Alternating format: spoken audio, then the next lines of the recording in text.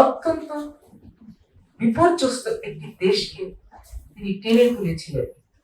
শহীদ রাষ্ট্রপতি জিয়াউর রহমানের জীবনী নিয়ে যখনই আমরা আলোচনা করি, তখন আমরা জানি যে এটি কোনো সুনির্দিষ্ট আলোচনার মধ্যে সীমাবদ্ধ থাকার মতো বিষয় নয়, বরং এতটাই বিস্তৃত যে আমরা কখনোই তার কুল পাবো না।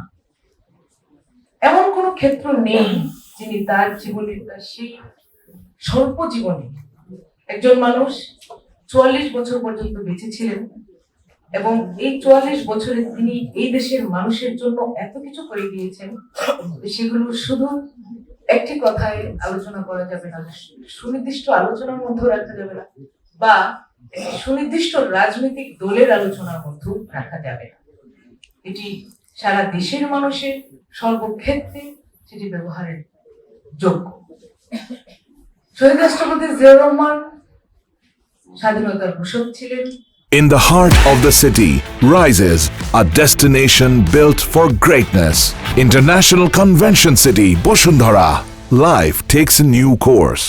এই দেশের সবচেয়ে ক্রান্তিকালে তিনি মাথা উঁচু করে দাঁড়িয়ে দেশের মানুষকে মুক্তির জন্য যুদ্ধ করেছেন। সেটি তার একটি বড় পরিচয়।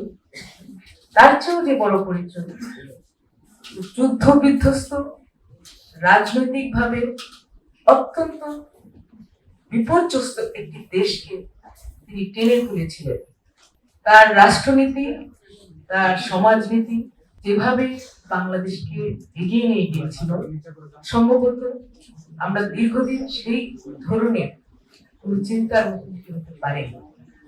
স্বাধীনতা, সার্বভৌমত্ব, উৎপাদনমুখী অর্থনীতি, গ্রামীণ উন্নয়ন এবং নারী ও যুব শক্তির উন্নয়ন, স্বাধীন রাষ্ট্রীয় প্রতিষ্ঠান, বাংলাদেশের জাতীয়তাবাদ, বহুদলীয় গণতন্ত্র, এমন কোনো পর্যায়ে নেই যেটি নিয়ে জিয়াউর রহমান কাজ করেন।